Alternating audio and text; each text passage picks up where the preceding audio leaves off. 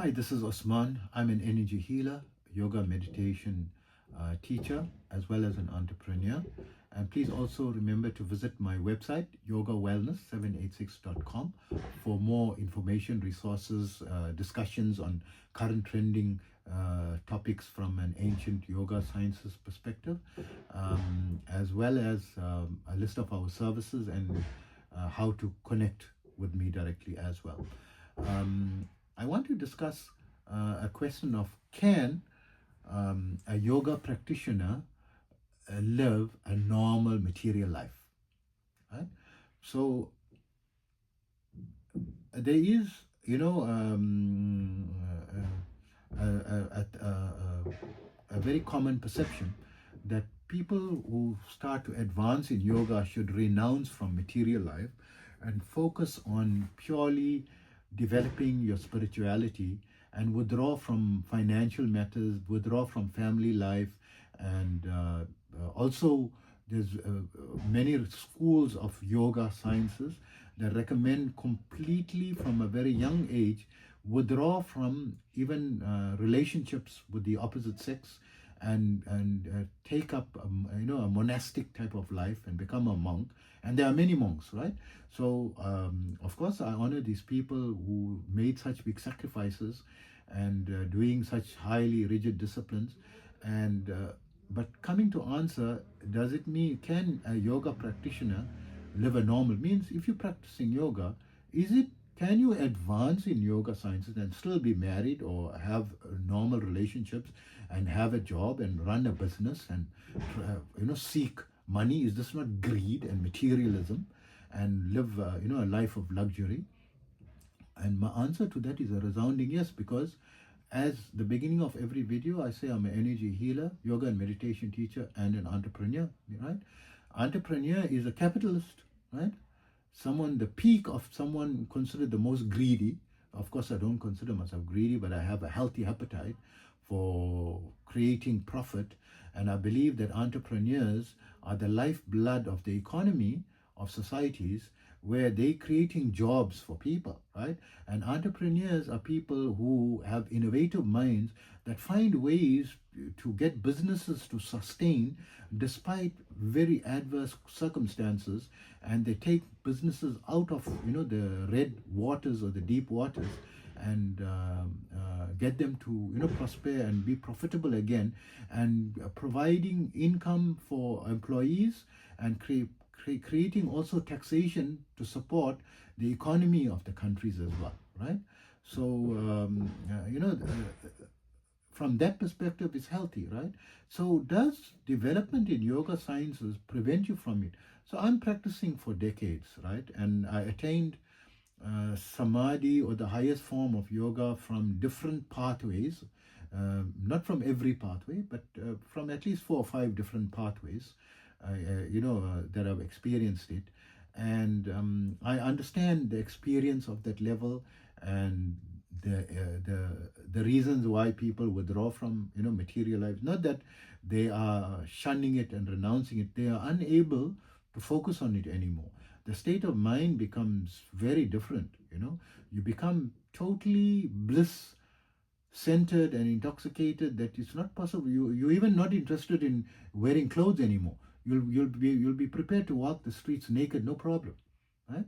You become insane in that way, where you're not feeling shy anymore, and the only reason you put on that is to obey the laws, because someone advanced in yoga and meditation is not going to be someone to disobey the laws. But there's no problem for you to be naked in front of anyone, if that was not improper in terms of social etiquette, right? Then they would do it. So I understand that, but is it, can you be restricted from it? So I, at the age of 19, experienced my first Samadhi and understood. And I had the opportunity to go an invitation from multiple monasteries, right? Because I was advanced, and I could have lived a life and dedicated myself to that practice, and being full time in teaching people, on how to advance themselves spiritually, right? Focusing on the spiritual function and the psychological function as well. and the physical function, as well, but not the material aspect, of course, withdrawing from the material side, dedicating myself. I had those opportunities to do that, but I didn't feel that that was natural, in my opinion, right? So I'm not disrespecting people that do it. It's their choice. For me, I felt that it's not natural for me. I felt it is more natural as a human. I am not just a human, I'm a male species, that I need to balance my energies with a counterpart, a feminine counterpart.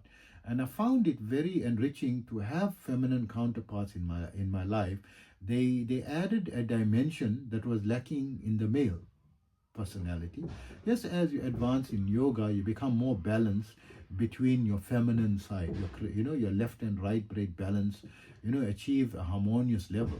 But there is an input from the feminine side that is helpful, and there's also the physical or sexual needs that can be attended to or satisfied in a more civilized and refined method, as opposed to an animalistic method or denying it completely.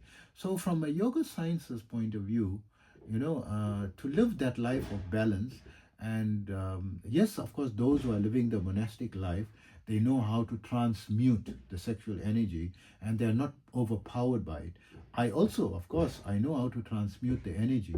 And there was often, because I get the opportunity to meet students from all walks of life and all sexes and all age groups, and I'm often asked the question, don't I feel desire? Because it seems I don't. So of course, I'm human, I feel desire, but I'm not like other people. I don't get overpowered by it. So I'm able to replenish my, or give vent to my desire in a monogamous relationship, and it's usually in marriage, right, or a monogamous relationship. Not necessarily, because not always possible to be married, and not easy to get married, for various reasons immediately, because of the 21st century perspective. And but not, being promiscuous, right? And there's a healthy way of doing it. Does it? Because it is, in some schools of thought, it is forbidden to engage in sexual activity completely, and considered a heinous waste of your very powerful life force energy that can be used to convert it to spiritual energy, and it is considered a massive loss, right? These are extremists, and I've experienced very high levels of meditation despite enjoying normal. I have, 4 children and ex-wives, right? And healthy, sexual relationships, and I don't have a problem. I'm a master level energy healer, right? I'm not celibate, right? And also not a slave to lust, right? I can control myself, and I can, enjoy, what is a normal, natural human function. And I'm also an entrepreneur, right? I work for profit, and I earn good money, right? And I've made lots of money, and I have international business with a client base around the world, and comes with it, more responsibilities and stresses as well, and problems with it. And I deal with all those problems as well on a regular, like a corporate executive, right? I have corporate executive problems, as well as personal problems in my personal relationships, and also with my children as well, like a regular person. We have rebellious children, and some children don't want to talk to you, and so forth. But I found yoga and meditation very helpful in how I deal with these type of problems, how I deal with family relationships, how I deal with my romantic relationships, how I deal with my financial affairs and my business problems. I found it a great tool, helping me in all aspects, including my health and recovery of my health challenges as well. So I hope that answers your question, right?